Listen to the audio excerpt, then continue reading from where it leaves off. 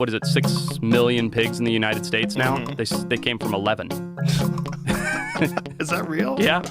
Wow. 11 pigs that were dropped off in the Florida, I think mainland Florida, maybe the Keys, but 11 pigs is what they believe.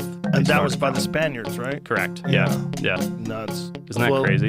I mean, that's crazy, but maybe it's even crazier the fact that they brought smallpox as well and killed 90% of the Native Americans. Yeah, that's nuts. That's a little worse. Yeah. When you tell people that, because so many people, most people are aware there was a genocide of Native Americans. Sure. But most people are not aware that most of it was due to disease. Right. When I had explained that to someone, that it was 90% of the people were killed by smallpox, they were like, what? And it was purposely introduced disease, correct? I don't believe so. Oh, it just came with people? Yeah, it just came with people. Interesting. I mean, I don't think they really understood how to introduce diseases back then. Like the idea that they thought that you could have it on a blanket. And Yeah. I don't think that's true. I think interesting. Let's find that out. I believe that myth has been busted.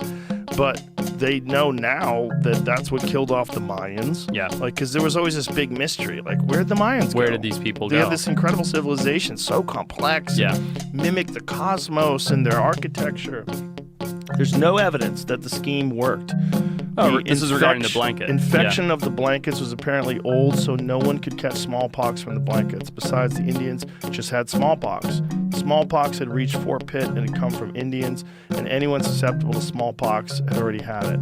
Yeah, I think it was just a thing that people had, and they brought it over, and then it killed everybody. It also killed everybody in the Amazon. And people here in the Americas had no tolerance to it, right? Because they hadn't evolved alongside the disease, which had evolved over thousands of years or millions of years. Yeah. They had no natural immunity to it. Right. And then that's also what they believe was responsible for decimating the Amazon. Like, they think the Amazon had millions of people. The Incans and the Mayans and all those things. All those people. I didn't realize that. That's really interesting. Yeah. The really wild stuff that's being done in the Amazon is LiDAR. Oh, I know. Where they're finding all this evidence of these ancient structures that were just overcome by the jungle. Have you seen the Honduran lost city of the monkey god? Yes. So good. Yeah. There's a legit full civilization in Honduras, like a bustling city that they found in LiDAR 2 or 3 years ago, using LiDAR 2 or 3 years ago. Just empty. Empty. Gone. But like a full-scale city, not like a village or a town, like tens of thousands. Yeah, look at that. Fucking wild. Yeah. But it totally makes sense, man, if you bring in smallpox. I mean, smallpox kills like 90% of the people that get it. Right. So it just fucking decimated the populations of these places where these European settlers made through. That's the whole story behind the lost city of Z, you know? I knew that the city went away and Percy went to look for it with his son and his son's friend, blah, blah, blah, blah. But I didn't realize that the idea that smallpox had wiped it out was the reason behind it. Well, the theory behind it is, and all sorts of diseases, not just smallpox, but that when the Europeans first came through and they first reported about these immense cities... They were there. Yeah, they were there. Yeah. And so then when people came back like 100 years later, they're like, this is bullshit. Right. Because the jungle would just overcome everything. And it can in so little time. So little time. It's crazy. The rate of growth, when the jungle's left alone is unbelievable. And then there's the weirdness that the jungle itself is actually man-made. Whoa, hold on. I don't know about this. You didn't know that? No, tell me. Yes. Most of the plants that are overwhelming the rainforest are from agriculture. From ancient civilizations. Yeah, I think it's like the ice cream bean tree and a bunch of other different trees. But these trees were all trees that had been grown. Yes, it is actually man-made. One of thousands of earthworks built by remarkable but little-known ancient societies. The Amazon, prior to the arrival of Europeans in the Americas in 1492, is commonly depicted as a pristine wilderness dotted with small, simple communities. Wow. The Amazon rainforest created. Click on that one.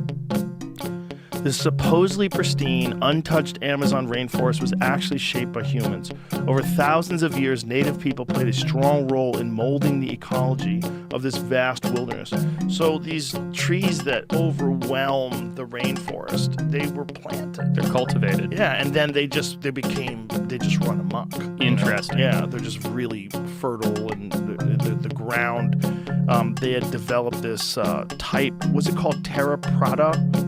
terra preta, is that what it's called? They had developed a very specific type of soil that they actually, it's a yes, soil that I know about this. Yeah. And we've been unable to replicate it. Exactly. Yes, I do know a bit about that, yeah. But I guess the terra difference... preta, yeah. Terra preta. But I guess the difference being those were all native plants, right? So while the Amazon may have been cultivated by different tribes in the Amazon, they're not getting those plants or trees from anywhere but the immediate surrounding area, right? I mean, maybe not immediate, but within the South Americas. I'm not exactly sure. Right? Because it's not like they're importing olives from Spain, right? Like they're using the resources. Yeah, I don't think they're saying they're invasive. I'm just thinking they're cultivated. But that's fascinating. Yeah, because it's amazing. You certainly don't think of that. And you don't think of, at least in today's world, I don't think of the Amazon as being populous. I mean, I'm not talking about Manaus and cities. I'm talking about the wild Amazon. You don't think of civilizations being able to impact that much vastness. Graham Hancock thinks there was 20 million people living in it. 20 million? Yeah. Wow. That's unbelievable. He thinks it was a vast society. Wow. It was filled with human beings and structures, and this is all being like, they have only used LiDAR in a very small percentage of the Amazon. Of course, yeah. And they're showing all sorts of structures and irrigation systems and grids that indicate cities and blocks. It's wild stuff, man. I mean, it sort of makes sense in the sense of the abundance of resources down there, right? It's easy to grow a population when you have so much natural resources. Everything that you plant grows. There's another side of that argument that I've heard paleontologists make where, like, when things are too easy, people don't evolve, right? That's a different side of that coin. But if you think about it from like a logical standpoint of when things are easy, it's easy to increase your population. And, when you're not fighting for survival every day because there's coconuts and palm trees and blah, blah, blah, blah, blah, it's easy to reproduce and have more kids and grow a society. Yeah. Versus when you're spending half of your life just trying to get by. That's an interesting argument, that when things are easy, that people don't grow or evolve. That seems weird to me, because it would seem to me that once your resources were taken care of, once you have food and shelter, you have more time to think.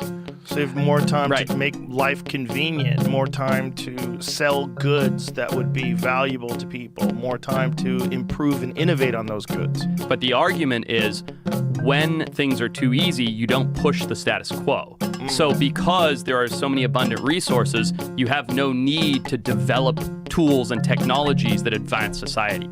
So the argument, I don't remember the scientist that said this, is basically if you look along the band of the equator, those are, at this time, and this is an older publication, I believe, those were the least developed societies in the world. As you get further away from the equator, up into the not the Arctic, but like up into Scandinavia and so on and so forth, you get more and more advanced civilizations.